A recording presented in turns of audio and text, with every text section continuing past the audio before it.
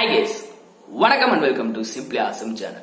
இன்னைக்கு நம்ம எதை பத்தி பார்க்க போறோம் அப்படின்னு சொல்லிட்டு பாத்தீங்க அப்படின்னா ரொம்பவே ஒரு இன்ட்ரெஸ்டிங்கான ஒரு டாபிக் பத்தி பார்க்க போறோம். சோ அது என்ன டாபிக் அப்படின்னு சொல்லிட்டு நீங்க கேட்டீங்க அப்படின்னா ஃபெரான் அப்படின்னு சொல்லிட்டு நம்ம ஹிஸ்டோரியன்ஸ் எல்லாம் பொதுவா அழைக்கப்படுற ஒரு இஜிப்தியன் கிங்க பத்தி தான் நம்ம இந்த வீடியோல பார்க்க போறோம். So let's move on to the topic. First இந்த ஃபெரான் அப்படின்றது பாத்தீங்க அப்படின்னா இவரோட அதாவது இந்த கிங்கோட ஒரிஜினல் நேம் கிடையாது. ஹிஸ்டரியில வந்து இவரோட ரெக்கார்ட்ஸ் வந்து அந்த அளவுக்கு இல்லாதனால இவரோட நேம் வந்து ஹெரோடாட்டஸ் வந்து அசியூம் பண்ணிக்கிட்டாரு. சோ அதாவது இது வந்து நம்ம எல்லாருக்குமே தெரியும், இஜிப்தியன் கிங்ஸ் வந்து பொதுவாக வந்து பேரோ அதாவது பார்வோன் அப்படின்னு சொல்லிட்டு தான் அழைப்பாங்க. தமிழ்ல பார்வோன் அப்படின்னு சொல்லிட்டு அழைப்பாங்க. இங்கிலீஷ்ல வந்து அதாவது ஆங்கிலத்தில் வந்து பேரோ அப்படின்னு சொல்லிட்டு இந்த நேமால வந்து அழைப்பாங்க. சோ இந்த பேரோ அப்படின்ற அந்த வேர்ட்ல இருந்து தான் இந்த ஃபெரான் அப்படின்னு சொல்லிட்டு இந்த ஒரு நேமை வந்து இவருக்கு வந்து கொடுக்குறாங்க. சோ இவரோட ஒரிஜினல் நேம் வந்து ஃபெரான் வந்து கிடையாது. இவரோட நேம் வந்து யாருக்குமே தெரியாது. சோ இந்த ஃபெரான் வந்து பாத்தீங்க அப்படின்னா சீசோஸ்டிஸ் அப்படின்னு சொல்லிட்டு ஒரு எஜிப்தியன் கிங்க வந்து சக்சீட் பண்ணி இந்த த்ரோனை வந்து இவர் வந்து கேப்சர் பண்ணிருக்காரு. சோ இந்த சீசோஸ்டிஸ் யாரு அப்படின்னு சொல்லிட்டு பாத்தீங்க அப்படின்னா இவரோட இந்த அருமை பெருமைகள்லாம் எந்த அளவுக்கு இருக்கு அப்படின்னு சொல்லிட்டு பாத்தீங்க அப்படின்னா இவர் வந்து இஜிப்த் வந்து ஆப்பிரிக்கால இருக்கு. இந்த இஜிப்துல இருந்து நார்த்தன் ஏசியா வரைக்கும் இவரோட ஆர்மியை வந்து அனுப்பியிருக்காரு. ஆர்மியை லீட் பண்ணிட்டு போயிருக்காரு.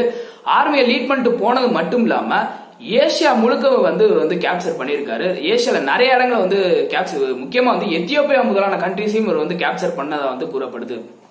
சோ வந்து ஹெரோடாட்டஸ் இவரை பத்தி என்ன சொல்றாரு அப்படின்னு சொல்லிட்டு பாத்தீங்க அப்படின்னா சீசோஸ்டிஸ் வந்து இந்த உலகத்துல வந்து கிட்டத்தட்ட எல்லா இடத்தையும் கேப்சர் பண்ணிட்டாரு. அதாவது இந்த உலகம் மொத்தமே சீசோஸ்டிஸ்க்கு வந்து சொந்தம் அந்த மாதிரி தான் இருந்துச்சு அப்படின்னு சொல்லிட்டு ஹெரோடாட்டஸ் வந்து சீசோஸ்டிஸ் வந்து குறிப்பிடுறாரு.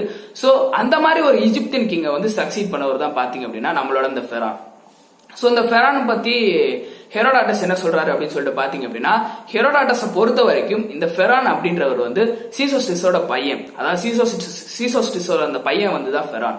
சோ இந்த ஃபெரானை பத்தி மீதி ஹிஸ்டோரியன்ஸ்லாம் என்ன சொல்றாங்க அப்படின்னு சொல்லிட்டு பாத்தீங்க அப்படின்னா இவர் வந்து அதாவது பிளைண்ட் கிங் ஃபெரான் அப்படின்னு சொல்லிட்டு அவர் வந்து பொதுவாக அழைக்கிறாங்க. சோ ஹிஸ்டோரியன்ஸ் பொறுத்த வரைக்கும் இவரு தான் வந்து first blind king of Egyptian history.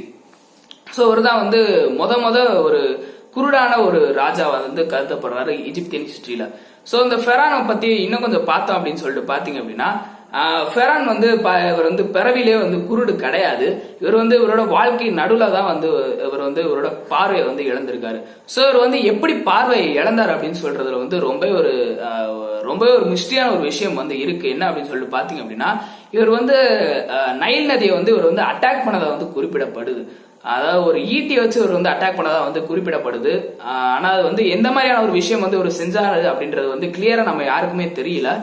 So அவர் வந்து ஈட்டியா வச்சு இந்த நைல் நதி, அதாவது நைல் நதின்றது நம்ம எல்லாருக்குமே தெரியும், இஜிப்தின்ல வந்து ஒரு ஹோலி பிளேஸா வந்து கருதப்படுது. அது மட்டும் இல்லாம வந்து இந்த நைல் நதி அப்படின்றது உலகத்திலே ஒரு லார்ஜஸ்ட் ரிவர். அந்த ரிவரை வந்து இவர் வந்து அட்டாக் பண்ணதா, அதாவது ஒரு ஈட்டியை வச்சு அட்டாக் பண்ணதா வந்து குறிப்பிடப்படுது. சோ இப்படி அட்டாக் பண்ணதுனால வந்து இவர் வந்து கடவுளால வந்து சபிக்கப்படுறாரு அப்படின்னு சொல்லிட்டு குறிப்பிடப்படுது. இப்படி சபிக்கப்படுறதுனால வந்து இவர் வந்து கண் பார்வை வந்து இழந்துடுறாரு. சோ இப்படி கண் பார்வை இழந்து வந்து இவர் வந்து ஒரு 10 வருஷமா வந்து ஒரு குருடனா வந்து சுத்திக்கிட்டு இருக்காரு. சுத்தல ஒரு குருடனா வந்து அரசாட்சி செய்யறாரு.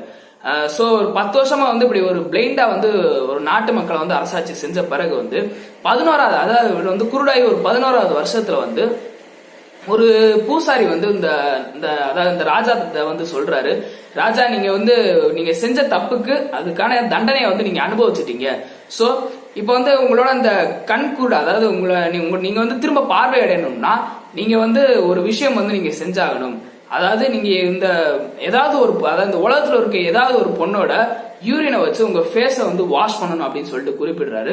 அது மட்டும் இல்ல அந்த பொண்ணு எப்படி இருக்கணும் அப்படின்னு சொல்லிட்டு பாத்தீங்க அப்படின்னா அந்த பெண்ணானவ வந்து உங்க ஹஸ்பண்டுக்கு வந்து ரொம்பவே ஒரு ஃபெய்த்ஃபுல்லா இருக்கணும் அப்படின்னு சொல்லிட்டு அந்த பூசாரி வந்து ஒரு கண்டிஷன் போடுறாரு. ஃபெய்த்ஃபுல்னா எந்த விதமான ஒரு ஒளிவு மறைவும் இல்லாம வந்து அந்த பெண்ணானவள் வந்து இந்த ஹஸ்பண்ட் வந்து இருக்கணும் அப்படின்னு சொல்லிட்டு அந்த பூசாரி வந்து குறிப்பிடுறாரு. சோ நம்ம இவர் ஃபெரான் என்ன நினைக்கிறாரு அப்படின்னு சொல்லிட்டு பாத்தீங்க அப்படின்னா ஃபர்ஸ்ட் வந்து இது வந்து என் மனைவிட்ட வந்து நான் இதை வந்து செய்ய போறேன் அப்படின்னு சொல்லிட்டு நான் நினைக்கிறாரு. ஏன்னா வந்து இவர் ரொம்பவே நம்பிக்கையா இருக்காரு. அதாவது உங்க மனைவி வந்து இவர்கிட்ட வந்து எந்த ஒளிவு மறைவும் இல்லாம இருக்காங்க அப்படின்னு சொல்லிட்டு ரொம்பவே நம்பிக்கையா இருக்காரு. சோ அதனால ஃபர்ஸ்ட் வந்து இவரோட மனைவியோட யூரின் எடுத்து இவர் வந்து இவரோட ஃபேஸ வந்து வாஷ் பண்ணிக்கிறாரு. சோ அப்ப என்ன நடக்குது அப்படின்னு சொல்லிட்டு பாத்தீங்க அப்படின்னா இவரோட அந்த பிளைண்ட்னஸ், அதாவது அவர் வந்து கண் பார்வையை வந்து அடையல. சோ அது வந்து ரொம்பவே வருத்தத்துக்குள்ளாயிடுறாரு. சோ வந்து இவர் என்ன தெரிஞ்சுக்கிறாரு அப்படின்னு சொல்லிட்டு பாத்தீங்க அப்படின்னா இவரோட மனைவி வந்து இவர்கிட்ட வந்து ஃபெய்த்ஃபுல் அல்ல அப்படின்னு சொல்லிட்டு அவர் வந்து தெரிஞ்சுக்கிறாரு. சோ இதுக்கு பிறகு என்ன நடக்குது அப்படின்னு சொல்லிட்டு பாத்தீங்க அப்படின்னா ஒரு அரசாணை வந்து பிறப்பிக்கப்படுது. என்ன அரசாணை அப்படின்னு சொல்லிட்டு பாத்தீங்க அப்படின்னா ஒரு குறிப்பிட்ட சிட்டில இருந்து அங்க இருக்க அந்த சிட்டில இருக்க எல்லா பெண்களையும் வந்து அரண்மனைக்கு வந்து வர சொல்றாரு. இப்படி அரண்மனைக்கு வர சொல்லிட்டு இவர் என்ன பண்றாரு அப்படின்னு சொல்லிட்டு பாத்தீங்க அப்படின்னா இவர் மனைவிட்ட இருந்து எப்படி இந்த யூரின் வாங்கி வாஷ் பண்ணாரோ அதே மாதிரி ஒவ்வொரு பெண்களையும் வரிசையா வந்து வாஷ் பண்ணிட்டே இருக்காரு. சோ அப்படி பண்றப்ப பாத்தீங்க அப்படின்னா ஆயிரக்கணக்கான பெண்களோட யூரின்ல இருந்து ஒரு வாஷ் பண்ண பிறகு இவரோட கண் வந்து பார்வை அடையல. கடைசியா ஒரு பெண்கிட்ட இருந்து ஒரு வந்து அவங்களோட அந்த சிறுநீரை வச்சு இவரோட ஃபேஸ் வந்து வாஷ் பண்றாரு. அப்ப வந்து இவரோட கண்கள் வந்து பார்வை அடையுது. இப்படி கண்கள் பார்வை அடைஞ்சோடனே இவர் வந்து பயங்கர சந்தோஷம் அடைஞ்சிடுறாரு. சந்தோஷம் அடைஞ்சது மட்டும் இல்லாம எந்த பெண்ணால வந்து இவருக்கு வந்து இந்த பார்வை அடைஞ்சாரோ அந்த பெண்ணை வந்து இவர் வந்து மேரேஜும் பண்ணிக்கிறாரு. இதோட சுவாரஸ்யம் வந்து முடியல.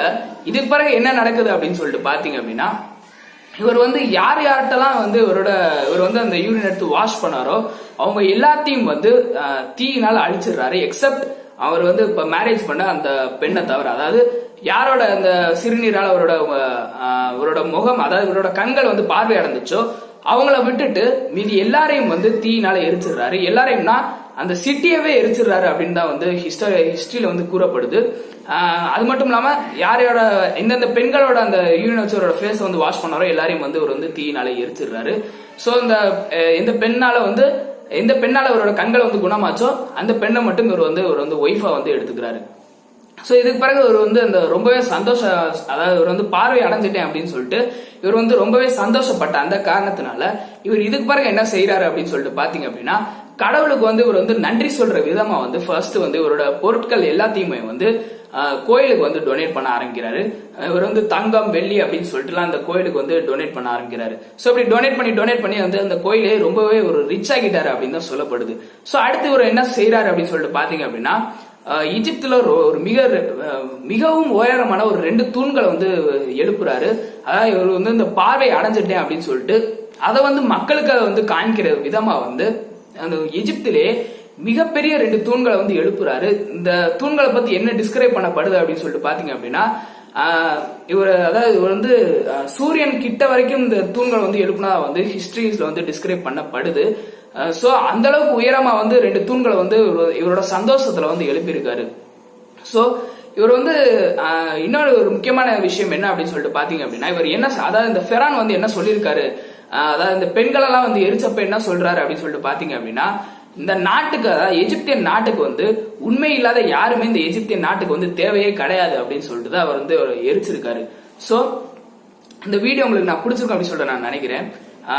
இருந்தாலும் நான் அதுல வந்து கேட்கிற ஒரு கொஸ்டின் என்ன அப்படின்னு சொல்லிட்டு பாத்தீங்க அப்படின்னா ஃபெரான் அப்படின்ற இந்த ராஜா செஞ்ச இந்த காரியம் வந்து நீங்க கரெக்ட் அப்படின்னு சொல்லிட்டு நினைக்கிறீங்க அப்படின்னா கீழே வந்து கரெக்ட் அப்படின்னு சொல்லிட்டு கமெண்ட் பண்ணுங்க. தப்பு நினைக்கிறீங்களா வந்து தப்பு அப்படின்னு சொல்லிட்டு கமெண்ட் பண்ணுங்க. நாங்க நெக்ஸ்ட் வீடியோ போஸ்ட் பண்ற வரைக்கும் வெயிட் பண்ணுங்க. until then see you, goodbye.